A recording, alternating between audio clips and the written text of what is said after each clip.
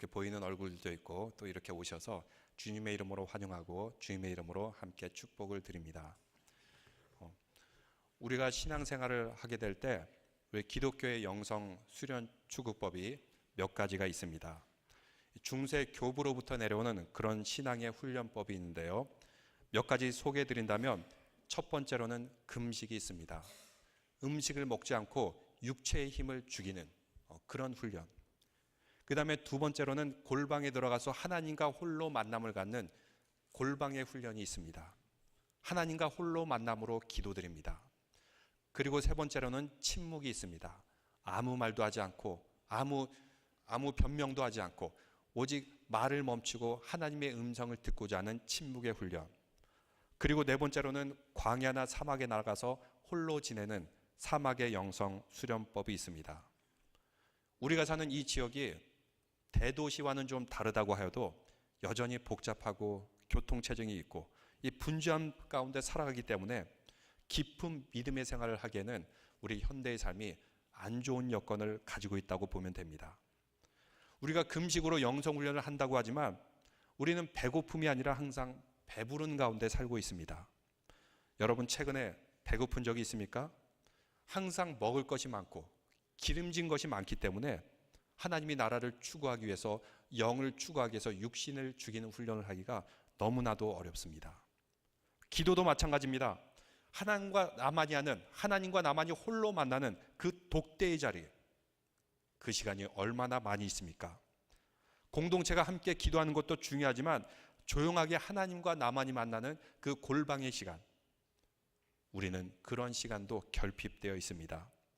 그리고 사막이라는 황량한 곳에 살기보다는 복잡하고 교통체증이 있고 그리고 여러 가지 화려함 가운데 살아가는 우리 현대에게는 영성 훈련을 하는 데는 결핍된 것들이 너무나도 많습니다. 또 하나가 있습니다. 침묵입니다. 왜 침묵을 하게 됩니까? 내가 아무 말도 하지 않고 침묵하게 될 때 하나님의 음성을 들을 수 있기 때문입니다. 세상의 소리가 시끄럽고 내가 말을 많이 하게 되면 하나님의 음성이 들리지가 않습니다. 그런데 내가 침묵하게 되고 세상의 어떤 소리에 대해서도 귀를 닫고 있으면 그제서야 하나님의 소리가 들리게 됩니다. 우리가 예배 드릴 때 침묵으로 참여하는 시간을 갖습니다. 그때는 조용하게 하나님의 음성만 듣는 그런 시간입니다. 우리의 죄를 회개했을 때 주님, 이제 우리에게 말씀하여 주옵소서, 그 말씀을 기다립니다. 고백하는 침묵의 시간.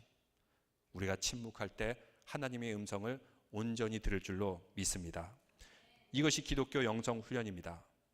오늘 말씀에 보면 예수님께서 아무 말도 안 하시고 침묵하는 장면이 나옵니다. 61절의 말씀 보니까 침묵하고 아무 대답도 아니하시거늘. 사람들은 약한 사람이 침묵하는 줄 압니다. 그러나 아닙니다. 침묵하는 사람은 강한 사람입니다. 진짜 강한 사람만이 침묵할 수 있습니다. 여러분 주위에 보면은 큰 소리 치는 사람이 있어요.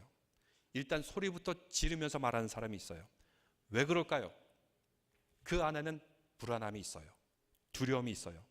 죄가 있기 때문에 이것을 가리려고 더욱더 큰 소리를 지르고 하는 것입니다. 이거는 심리학자들이 증명해 놓은 것입니다. 그래서 여러분 큰 소리 치는 사람 두려워하지 마세요. 아, 저 속에 뭔가 두려움이 있구나, 불안함이 있구나, 거짓이 있구나 하는 것을 알 수 있습니다. 진짜 강한 사람은 항상 조용조용하게 말합니다. 말을 하지 않고 행동으로 보여줍니다. 여러분 강아지들도 보면은, 개들도 보면은 막 왕왕왕 짖어대는 그런 강아지들이 있어요. 큰 강아지들이래요, 작은 강아지들이래요. 동네에 보면 작고 약한 강아지들이 막 소리를 질러요. 그것도 주인하고 같이 있을 때만. 근데 주인이 갑자기 떨어지게 되면은 숨어들고 조용한 모습을 보게 됩니다. 근데 진짜 진돗개 같이 아주 큰 개, 강한 개는 짖지 않아요. 그냥 왁 물어버리지 짖지 않습니다. 그래서 진짜 강한 사람은 침묵합니다. 하나님께 맡기고 하나님께서 다 처리하도록 모든 것을 맡기게 됩니다. 침묵한 사람이 하나님의 소리를 듣게 됩니다. 예수님께서는 지금 재판을 받고 계십니다. 당시 유대 법정에서는 사형 판결을 내릴 수는 있어요. 그런데 사형을 집행할 수는 없습니다. 사형 집행은 로마 정부에게만 있습니다. 그래서 우리가 그 다음 장에 보면은 이제 예수님께서 로마 법정으로 가는데 빌라도에게 가는 이유, 사형 집행의 실행은 로마에서 할 수 있기 때문입니다. 근데 이 재판의 과정을 쭉 보면 이 모든 과정이 불법이었다는 것을 알 수 있습니다. 어떻게 알 수 있습니까? 먼저 첫째로 재판이 언제 열렸죠? 낮입니까? 밤입니까? 깜깜한 밤에 열리게 됩니다. 재판을 밤에 하는 곳이 어디 있습니까? 낮에 하면서 증인이 누구인지, 범인이 누구인지, 증거가 무엇인지 확실히 볼 수 있는 낮에 해야 되는데 깜깜한 밤에 하면은 잘 보이지가 않습니다. 누가 죄인인지, 누가 증인인지, 이 증거물이 확실한지 아닌지. 그래서 재판은 밤에 하는 법이 없습니다. 낮에 하는 것이 당연하죠. 근데 오늘 성경에 나오는 이 법정은 깜깜한 밤에 하는 불법을 저지르게 됩니다. 두 번째 불법인 이유가 있습니다. 원래 유월절이라는 그 축제의 기간엔, 거룩한 기간에는 재판을 하지 않습니다. 왜냐하면 이날은 하나님께 감사와 영광을 돌리는, 자신들에게 구원을 베푸신 하나님에 대해서 거룩하게 제사드리는 그런 기간입니다. 그래서 법적으로도 불경한 일, 그리고 악한 일, 그리고 소리 지르는 일, 이것은 금하게 되어 있습니다. 그런데 이날에 예수님께 사형 판결을 가하게 됩니다. 우리가 교회 신앙생활도 마찬가지입니다. 주일은 경건한 마음으로 예배드리고 우리의 죄를 회개하고 하나님의 말씀을 듣고 감사와 영광을 돌리는 그런 시간인데, 근데 주일날 이렇게 회의를 하게 되면 어떻게 될까요? 주일날 예배 후에 회의를 하게 되면 의견이 같을까요? 다를까요? 아무래도 사람들이 모였으니까 의견이 다를 수가 있습니다. 그러면 어떤 형태로든지 좀 논쟁이 이루어지기 마련입니다. 그래가지고 이성을 잃게 되면은 막 다투게 돼요. 거룩하게 예배를 드린 그 주일날에 서로 말싸움하고 다투면 어떻게 되겠습니까? 그래서 주일날 가능하면 회의를 안 하는 게 좋아요. 소리를 지르고 다투지 않기 위해서 회의가 없는 것이 좋습니다.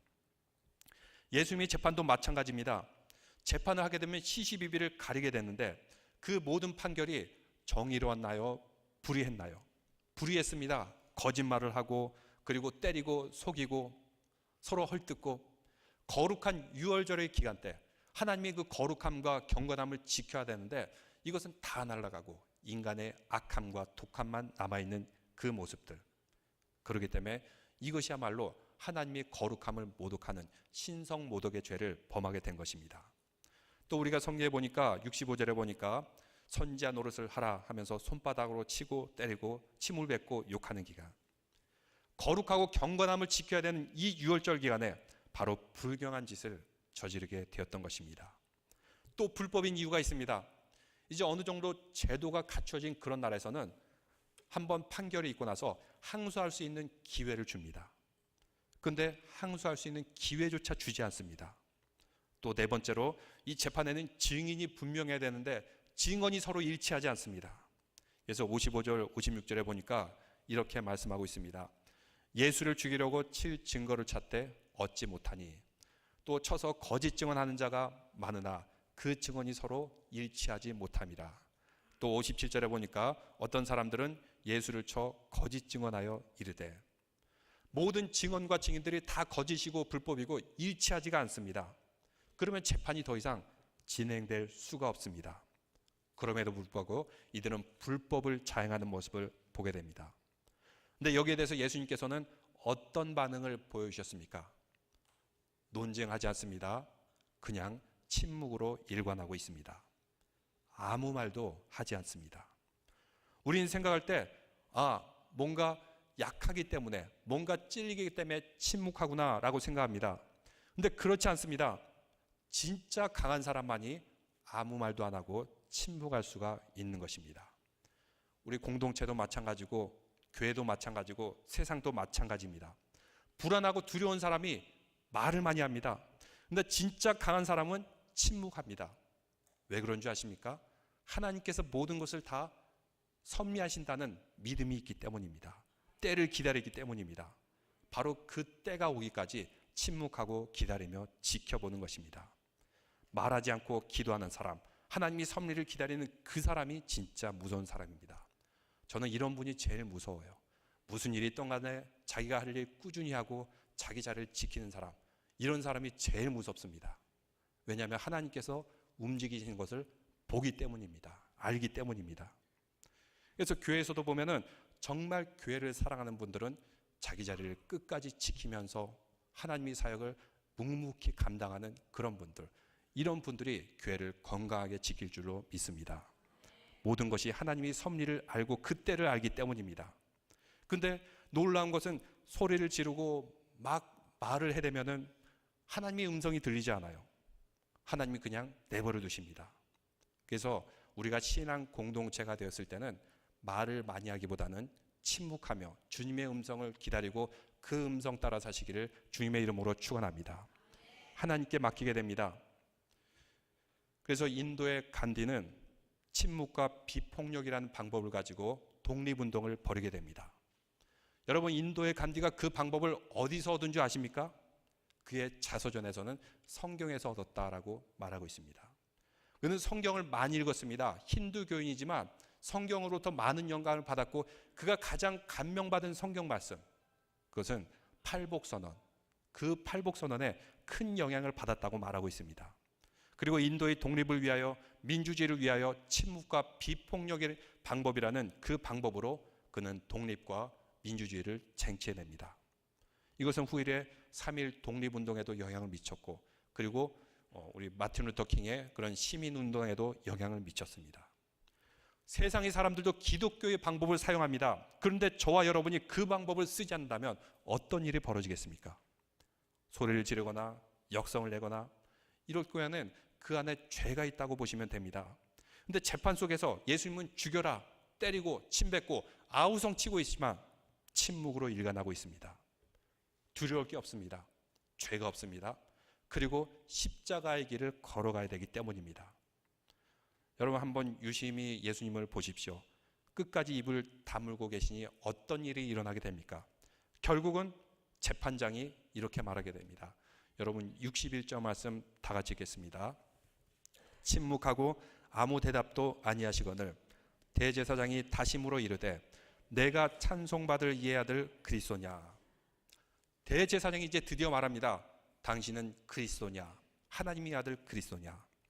여기에 대해서 예수님께서 62절에 대답하십니다. 62절 다 같이 읽겠습니다. 예수께서 이르시되 내가 그니라. 인자가 권능자의 우편에 앉은 것과 하늘 구름을 타고 오는 것을 너희가 보리라 하시니. 바로 예수님께서 앞으로 재판장으로서 참된 심판자로서 다시 오신 것을 말씀하고 있습니다. 죄가 없고 두려움이 없다면 침묵할 수가 있습니다. 세상에는 불의가 있습니다. 거짓이 있습니다. 그러나 두려움이 없고 죄가 없다면 예수님과 같이 침묵하면서 승리하시기를 주님의 이름으로 축원합니다. 이 방법이 저와 여러분의 삶 가운데도 사용되어지기를 원합니다. 이것이 바로 하나님의 방법입니다. 하나님께서 하시는데 무슨 말을 더할 필요가 있겠습니까? 아무 말을 할 필요 없습니다. 또한 우리는 오늘 말씀에서 베드로의 모습을 보게 됩니다. 제자 베드로가 왜 예수님을 부인하고 배신하는 지경까지 나아갔을까요? 거기에는 이유가 있습니다. 54절 말씀 다 같이 읽겠습니다. 베드로가 예수를 멀찍이 따라 대제사장의 집들 안까지 들어가서 아랫사람들과 함께 앉아 불을 쬐더라. 여기서 베드로의 상태를 보여주는데 예수님을 멀찍이 따라갔다. 이것을 통해서 그의 영적인 상태도 알 수 있습니다. 그래도 다른 제자보다는 나은 면이 있습니다. 다른 제자들은 다 도망갔을 때 예수님을 따라가고자 해서 멀찍이는 따라가게 됩니다. 그러나 주님과 함께 십자가를 지겠다고 따라간 것이 아닙니다. 베드로가 왜 예수님을 멀찍이 거리를 두면서 따라갔을까요? 어떻게 되나 관망하는 자세로, 두려우니까 가까이 가지는 못하고 멀리 떨어져서 바라보았던 것입니다. 원래 베드로는 예수님께서 그리스도 되심을 가장 먼저 고백했습니다. 주는 곧 그리스도시요 살아계신 하나님의 아들이시니다. 바로 그 고백 위에 천국의 열쇠를 주게 되었습니다. 그러면 주님을 따라가는 것이 마땅하지 않습니까? 그러나 그는 멀찍이서 따라갑니다. 점점점 멀어지다가 나중에 예수님을 부인하는 자리까지 서게 됩니다. 믿음이 약해진 것은 한순간에 약해지는 것이 아닙니다. 점점 주님과 멀어지다가, 신앙으로부터 멀어지다가 결국은 배신하는 자리까지 서게 된 것을 보게 됩니다. 예수님께서 피땀 흘려 기도하실 때 베드로는 그 자리에 있었지만 기도하지 않았습니다. 잠을 자게 됩니다. 또 오늘 말씀에 보니까 멀찌감치 지켜보는 모습을 보게 됩니다. 그의 거리감을 통해서 영적인 상태가 어떤지를 알 수 있습니다. 주님과의 간격을 좁혀가는 믿음의 성도들 되시기를 바랍니다. 주님께서 계시는 곳에 함께 있어야 되고, 그리고 세상에서 주님이 계시지 않으면 그곳을 당장 떠나야 됩니다. 우리와 주님과의 관계는 어떻습니까? 매일매일 가까워지고 있습니까? 아니면 매일매일 멀어지고 있습니까? 바로 이 거리를 우리는 끊임없이 생각해야 됩니다. 사실 우리는 세속의 도시에 살고 있기 때문에 세상과 하나님의 나라 동시에 발을 들이고 있다고 보면 됩니다. 그런데 세상과 하나님의 나라는 평행선을 가다가 어느 순간엔 점점 갈라지게 됩니다. 그래서 양쪽에 발을 딛게 되면 어떻게 될까요? 결국은 가랭이가 찢어지겠죠. 그럼 그 찢어질 시점에 어디로 발을 들일 가능성이 많습니까? 세상에 발을 들일 가능성이 훨씬 많습니다. 그래서 성경에서는 말씀하고 있습니다. 여호와 하나님이냐 바알이냐, 하나님을 택할 것이냐 우상을 택할 것이냐, 우리에게 끊임없이 질문하고 있습니다. 그럴 때마다 우리는 단호하게 하나님만 선택하는 믿음의 성도들 되시기를 바랍니다. 근데 베드로는 어떻게 했냐면 54절에 보니까 멀리 따라갔을 뿐만 아니라 들어가서 아랫사람들과 함께 앉아 불을 쬐더라. 세속의 사람들, 죄인들과 함께 앉아 있었습니다. 그 사람들은 예수님을 때리고 침을 뱉고 하는 모습을 나중에 우리가 볼 수 있는데, 또 불을 쬐고 있더라 라고 말씀하고 있습니다. 또 그는 계속해서 불을 쬐고 있는 모습을 보입니다. 그 불을 쬐는 가운데서 그는 예수님을 모른다고 부인하게 됩니다. 우리나라 속담에도 이런 말씀이 있습니다. 선비는 겹불을 쬐지 않는다. 선비는 겹불을 쬐지 않는다. 그러니까 선비는 불을 피했으면 피했지, 그리고 악한 사람들로부터 피했으면 피했지, 조금 춥다고 이렇게 겹불을 쬐면서 그 곁에 있지 말라라는 그런 선비 정신. 신앙인에게도 이러한 마음이 필요합니다. 겹불을 쬐기보다는 오히려 당당하게 주님의 십자가의 길을 걸어가야 됩니다. 성경은 베드로가 왜 나만은 절대로 떠나지 않겠다 이렇게 고백했던 베드로가 어느 순간에 이렇게 변화하게 되었나라는 그 과정을 오늘 말씀에서 쭉 보여주고 있는데, 왜 이 말씀이 적나라하게 폭로되었을까요? 이것을 쓴 제자들, 그들이 존경하고 같이 함께했던 그 우애가 깊은 베드로, 그 수치함을 성경에서는 낱낱이 기록하고 있습니다. 왜 그럴까요? 자기가 모시던 스승이었고 존경하는 제자였는데. 왜냐하면 이것을 숨기기보다는 이것을 폭로함을 통해서 저와 여러분이 이 세상을 살아가면서 바로 이와 같은 모습으로 살아간다는 것을 보여주기 위해서 이 말씀을 적었던 것입니다. 우리는 주님을 고백한다고 합니다. 그러나 우리의 현장의 삶, 세속의 삶은 어떻습니까? 오히려 주님을 배신하고 또 주님을 모른다고 부인할 때가 많지 않습니까? 우리의 삶의 방식이 그렇다는 것입니다. 그래서 이 말씀을 읽으면서 저 베드로, 저 사람은 어리석어서 그랬지 라는 것이 아니라 바로 이 모습이 우리의 모습이구나 하는 것을 우리가 반영해서 볼 수가 있습니다. 그래서 우리는 주님, 저에게 힘을 주시옵소서, 베드로가 이렇게 되었듯이 우리도 이런 자리에 가지 않도록 단호하게 세상과 세속으로부터 떠나 주님의 말씀을 지키는 그 자리에 갈 수 있도록 인도하여 주시옵소서 라는 의미로 이 말씀을 적은 것입니다. 그래서 시편 1편 1절에 이렇게 말씀하고 있습니다. 말씀을 보여주시겠습니까? 복 있는 사람은 악인의 꾀를 쫓지 아니하며 죄인의 길에 서지 아니하며 오만한 자의 자리에 앉지 아니하고 오직 여호와의 율법을 즐거워하여 그 율법을 주야로 묵상하는 자로다. 네. 여러분 저기 뜨지 않아도 다 알고 계시죠? 네. 영어로 거기에는 세 가지 동사가 나와 있는데, 첫째로는 walk, 누구랑 걷습니까? 그리고 stand, 누구와 함께 서 있습니까? 마지막으로 sit down, 누구와 함께 주저앉아 있습니까? 바로 이 모습을 베드로를 통해서 우리는 알 수가 있습니다.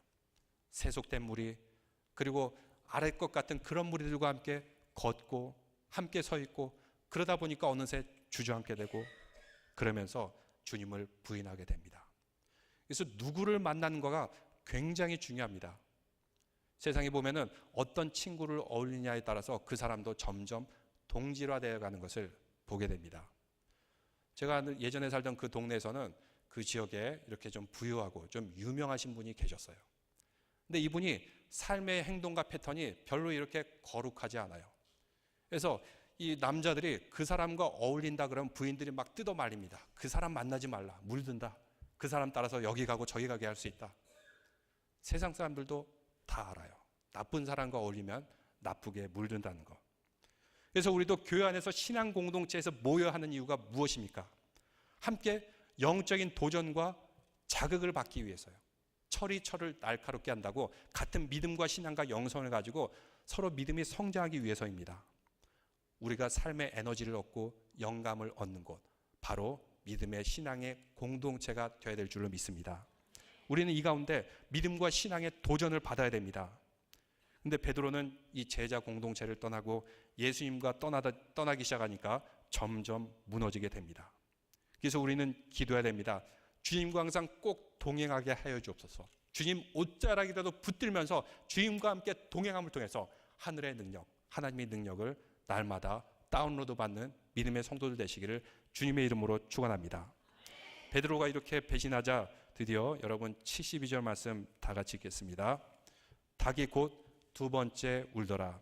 이에 베드로가 예수께서 자기에게 하신 말씀 곧 닭이 두 번 울기 전에 내가 세 번 나를 부인하리라 하심이 기억되어 그 일을 생각하고 울었더라.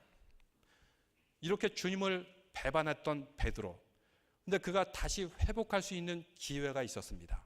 바로 오늘 말씀을 통해서 알 수 있는 것이, 그는 주님을 배반하였지만 다시 그는 회복할 수 있는 그 기회가 바로 오늘 말씀을 통해서 72절에 말씀하고 있는데, 무엇을 기억하였어요? 예수님께서 하신 말씀이 기억되었습니다. 닭이 울기 전에 내가 나를 부인하리라. 자신의 죄된 본질, 성경 말씀을 통해서 낱낱이 다시 기억하고 그 기억하신 말씀 가운데 회복의 자리로 나아가게 되었던 것입니다. 주님께서는 우리를 항상 지켜보고 계십니다. 우리를 돌보고 계세요. 우리가 읽었던 성경 말씀, 세상에 살면서 까맣게 잊어먹을지라도 주님께서 그 성령의 은혜 가운데 다시 생각나게 합니다. 그때 그 생각나는 말씀을 잊지 않기를 주님의 이름으로 축원합니다. 그 말씀이 생각나자 베드로는 엎드려서 울었다고 하는데, 이 원어로 보면은 막 통곡하면서 엎드려서 땅을 치면서 울었다고 말씀하고 있습니다. 그리고 그 말씀을 기억하면서 그는 다시 일어설 수 있는 회개의 자리로 나가게 됩니다. 여러분 성경 말씀 묵상하십니까? 그리고 말씀을 꼭 암송하시기를 바랍니다. 왜냐하면 말씀을 읽고 기억하고 있을 때 내가 필요할 때 그 말씀이 생각나기 마련입니다. 예전에 군에서 훈련 받을 때 항상 보면 반복 숙달 훈련이라고 해가지고 똑같은 일을 하는 그런 훈련을 받게 돼요. 이렇게 보면은 달려가면서 장애물을 피하고 진흙탕 속에 기어갔다가 다시 일어났다가 철조망을 넘어가고 또 기어가고, 이것을 하루 종일 반복하는 그런 훈련이 있습니다. 처음엔 이런 훈련을 왜 하는지 잘 이해를 못했어요. 근데 반복 숙달 훈련을 하게 되면은 어떤 상황이 일어나든지 간에 내 몸이 유연하게 피할 수가 있고 또 넘어갈 수가 있고, 바로 그 반복 숙달 훈련을 통해서 그걸 익히고자 그런 반복 훈련을 하는 것입니다. 우리가 성경 말씀은 알아도 또 읽고 또 읽고 계속 읽는 이유는 이 말씀을 통해서 우리가 변화되기 위해서입니다. 이 말씀을 통해서 우리의 악한 것들이 있다면 다 없애버리고, 또 우리의 선한 것이 바로 이 말씀에 근거하여서 주님을 위해서 봉사할 수 있고 섬길 수 있고, 베드로는 다시 말씀을 기억함을 통해서 예전의 죄악으로부터 극복하여서 다시 주님의 백성으로 거듭나는 것을 보게 됩니다. 그리고 그가 무엇을 하였습니까? 울었더라, 통곡을 하였더라. 오늘날의 시대는 통곡이 사라집니다. 왜 통곡하지 않을까요? 마음이 강팍해졌기 때문입니다. 근데 주님의 말씀을 생각하고 날 때 우리는 진정으로 애통할 수 있습니다. 팔복에도 나와 있습니다. 애통한 자는 복이 있나니. 무슨 복이 있습니까? 위로를 받을 것임이라. 애통하는 자는 위로함을 받는 복이 있다라고 말씀하고 있습니다. 베드로도 그랬습니다. 바로 애통의 자리에서 드디어 이제 하나님의 복과 회복이 임하게 되는데 다시 위로를 받고 일어서게 됩니다. 베드로는 겹불을 쬐면서 주님을 3번이나 부인하였습니다. 나중에 그는 어떻게 되었습니까? 이 자리 후에 그는 어디로 갔죠? 다시 고향 땅에 돌아가서 물고기를 잡는데, 그물을 내려도 그물을 아무리 내려도 물고기가 잡히지 않는 것입니다. 허탕만 치는 것입니다. 바로 우리 인간의 실체를 보여주고 있습니다. 우리가 세상의 것으로 아무리 채우려고 하나 결코 채워지지 않습니다. 왜 그럴까요? 우리는 영적인 존재이기 때문에 세상의 물질을 아무리 채워도 아무리 열심히 일해도 도저히 채워질 수 없는 그 뭔가가 있습니다. 영이 채워지지 않으면 세상의 것으로 아무리 채워도 채워지지 않기 때문입니다. 그래서 솔로몬도 헛되고 헛되니 모든 것이 헛되도다. 그렇게 많이 가지고 있던 솔로몬이, 역사상 최고 부자 중에 한 사람이라는 솔로몬이 그것을 가지고도 헛되다고 말합니다. 그냥 아무것도 없는 사람이 헛되다 그러면 참 궁상 맞구나 이렇게 생각할 수 있는데, 가진 사람이 헛되다 그러니까 우리는 은혜롭구나 하는 것을 알 수 있어요. 정말 헛되고 헛되다. 근데 거기서 끝나는 것이 아니죠. 왜냐하면 솔로몬은 거기서 깨달은 게 있습니다. 우리는 영적인 존재이기 때문에 하나님을 바라보고 하나님으로 채워야 된다는 것이 바로 전도서의 결론입니다. 베드로가 이제 그물을 허탕치다가 다시 주님께서 베드로에게 와서 이렇게 말씀하십니다. 내가 나를 사랑하느냐? 예, 그렇습니다. 내가 나를 사랑하느냐? 예, 그렇습니다. 내가 나를 사랑하느냐? 예, 그렇습니다. 다시 그가 부인했던 그 자리에, 이제 그가 불을 쬐고 있을 때 주님과 함께 앉아서 불을 쬐음을 통해서 그에게 회복의 말씀을 주시고 그는 다시 일어설 힘을 얻게 됩니다. 우리도 세상의 것으로 아무리 채우려고 하나 그 가운데 하나님이 안 계시다면, 신앙이 없다면, 그 다음에 그 자리에서 하나님의 나라와 그 일을 추구하지 않는다면 아무리 해도 정말 허탕짓만 칠 것입니다. 그런데 베드로와 같이 주님과 함께 동행함을 통해서 주님의 회복해 주시는 그 말씀이 다시 기억남을 통해서 우리는 그 자리를 하나님의 나라와 그 일을 채우는 복된 자리가 될 줄로 믿습니다. 애통하는 마음에 주님의 위로가 함께할 것입니다. 그리고 주님과 같이 걷고 같이 서 있고 같이 동행하는 그 자리에 주님께서는 우리에게 영적인 능력과 축복으로 채우실 줄로 믿습니다. 그래서 우리는 애통하는 마음, 또 주님을 사랑하는 마음, 주님의 말씀을 다시 기억하는 그 자리를 통해서 또 예수님과 같이 세상의 분주함 가운데서 침묵함을 통해서 나와 하나님이 홀로 만나는 고독의 자리를 통해서 하나님의 음성을 듣고 세상을 이기는 성도들 되시기를 주님의 이름으로 축원합니다. 바로 그 자리에 회복과 위로함을 받고 주님의 사랑을 회복하시기를 주님의 이름으로 축원합니다. 기도드리겠습니다.